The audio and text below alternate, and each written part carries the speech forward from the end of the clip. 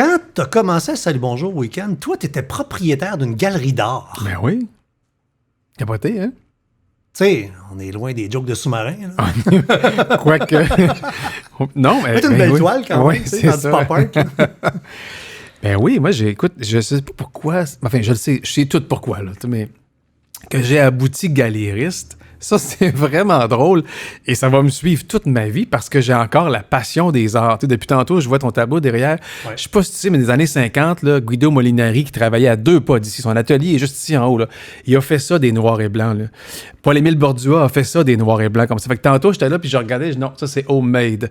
Mais si tu vas fouiller. Ça, c'est mon chum, Mathieu, qui l'a fait. Ben, j'en doute pas. Tu fouilles Guido Molinari, là, tu vas voir ça. Alors, j'ai comme été attiré dans ma jeunesse par des tableaux dans la maison chez nous, faits par un oncle, un cousin, pas connu. Un jour, je suis juge au Grand Feu l'Auto-Québec à Québec. Parmi les membres du jury qui m'accompagnent, il y a un gars que je trouve vraiment wow, tu sais.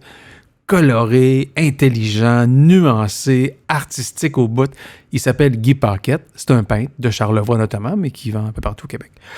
Puis je dis, mais je l'aime bien. Il faudrait que j'aille dans une galerie d'art pour la première fois de ma vie.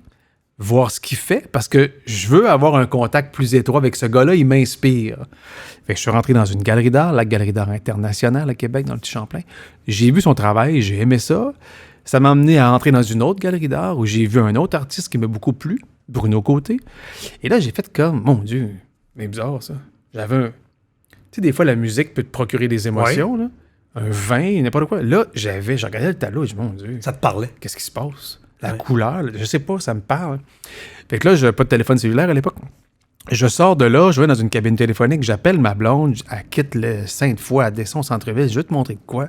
Elle dit, ça a besoin d'être important.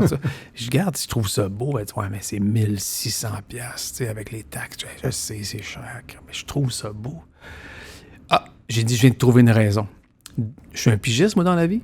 À chaque fois que je vais avoir un contrat le fun dans ma vie professionnelle qui va me donner des sous, je vais m'acheter une œuvre d'art pour symboliser ce nouveau contrat-là, tu sais, pour fêter ça. C'est cool. Là. Ouais. Quand on est travailleur autonome, on se vend. Fait qu'il faut se récompenser aussi puis là-dedans. Au lieu d'aller célébrer au restaurant puis flamber 1000$. Exactement. Ça va rester. J'allais encore, hein. Si on parle d'il y a 25-30 ans, ouais. là, j'allais encore. Oui, sur un mur chez nous, lui, il y a une place primordiale. Puis il vaut plus 1000$. Non, un petit peu plus. Non, Fait mais c'est la beauté, là. C'est pas une dépense de l'art. Ben non.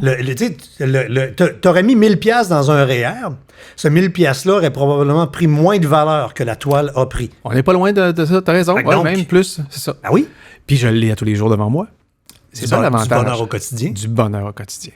Et là, ça s'est mis à devenir un peu exponentiel, mon affaire, parce que ma vie professionnelle était bonne.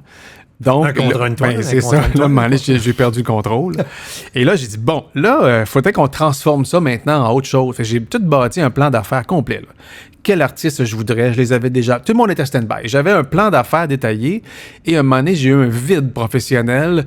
Avant de commencer Salut Bonjour Week-end, j'ai eu vraiment un vide en 2000-2001. Fait que là, j'ai fait comme, Colin, qu'est-ce que je fais? Je m'en vais en auto, puis je vois un local à louer pas loin de chez nous. Je vais aller voir, tu sais. C'était 1300$ par mois pour le local. Quand même. Quand même. Puis plus l'Internet, puis plus C'est parce tout que là, ça, t'es une année pas de contrat. Puis dans notre métier, pas de contrat, c'est pas de chômage. Il n'y a pas rien. Non, il y a rien. Il y a juste rien. pas d'entrée. Non. C'est zéro. La boîte à mal est vide, le compte est vide, tout est vide. Fait que ça me coûtait au moins, mettons, 50 000 partir. J'ai dit, hey, on le fait-tu? Alors là, on a dit, ben là, on avait un peu d'argent. OK, on le fait. Go. Fait qu'on a parti la galerie d'art. Et peux-tu croire que la semaine suivante, on me demandait d'aller auditionner pour animer Salut Bonjour Week-end. J'ai eu la job. Fait que pendant que je travaillais à Québec la fin de semaine, j'opérais la galerie d'art la semaine. Je me rappelle. Ma blonde me remplaçait la fin de semaine. Le samedi, après Salut, j'allais chercher des tableaux chez mes artistes partout dans Charlevoix. Je revenais le dimanche à 1h. Salut Bonjour finissait à 11h, à 10h. Et j'opérais la galerie toute la journée le dimanche. Je travaillais comme un malade mental, mais j'ai adoré ça.